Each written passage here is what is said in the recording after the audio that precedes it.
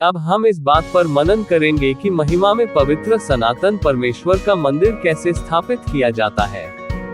यहूदियों का मंदिर परमेश्वर के आध्यात्मिक मंदिरों में से एक अधिक गौरवशाली मंदिर का एक रूप मात्र था।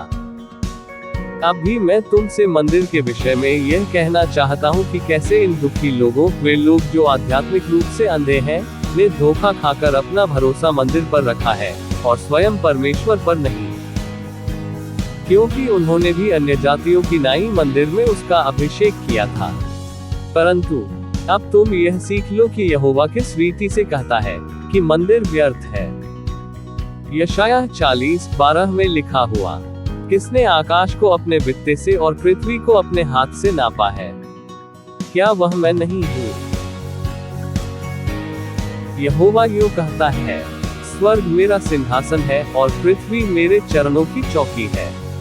तुम मेरे लिए कौन सा भवन बनाओगे, या मेरे विश्राम का कौन सा स्थान होगा? इसलिए जान लो कि उनकी सारी आशा व्यर्थ है। और फिर वह इस प्रकार से बोलता है, यशायाह 49:17 में लिखा हुआ, तेरे लड़के फुर्ती से आ रहे हैं और खंडहर बनाने वाले और उजाड़ने वाले तेरे बीच से निकले जा रहे हैं। देखो, जो लोग इस मंदिर को नष्ट करते हैं, वे ही इसे फिर से बनाएंगे। और ऐसा ही हुआ, क्योंकि उनके युद्धों के कारण यह अब नष्ट हो गया है। इसके अलावा यह भी स्पष्ट हो गया है कि शहर और मंदिर और इस्राएल के लोगों को कैसे छोड़ दिया जाएगा, क्योंकि पवित्र शास्त्र कहता है, और ऐसा ही होगा। तो फिर हम पूछे कि क्या परमेश्वर का कोई मंदिर है?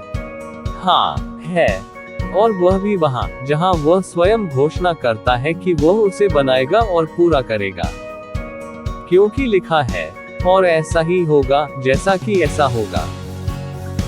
इसलिए मुझे लगता है कि यहाँ एक मंदिर है, लेकिन यह प्रभु के नाम पर कैसे बनाया जाएगा, मैं तुम्हें बताता हूँ। इससे पहले कि हम परमेश्वर पर विश्वास करते, हमारा हृदय का निवास भ्रष्ट और दुर्बल था, एक हाथ से बनाए गए मंदिर के समान, क्योंकि वह मूर्ति पूजा से भरा हुआ और दुष्टात्माओं का घर था, क्योंकि उसमें जो कुछ परमेश्वर के विरुद्ध था, वह सब किया जाता था। परंतु वह यहोवा के नाम से बनाया जाएगा।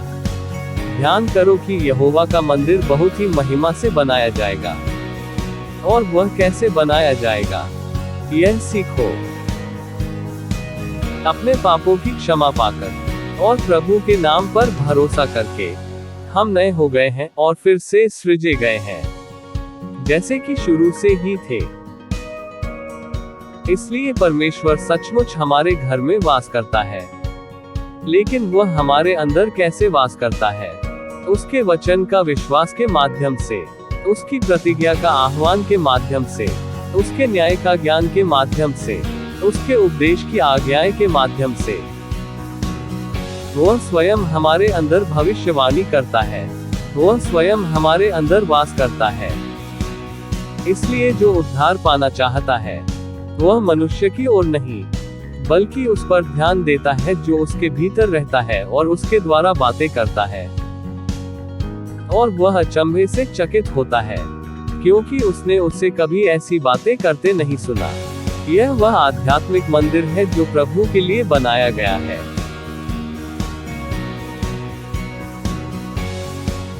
Thank you for watching. Let the spirit of wisdom of God come upon you.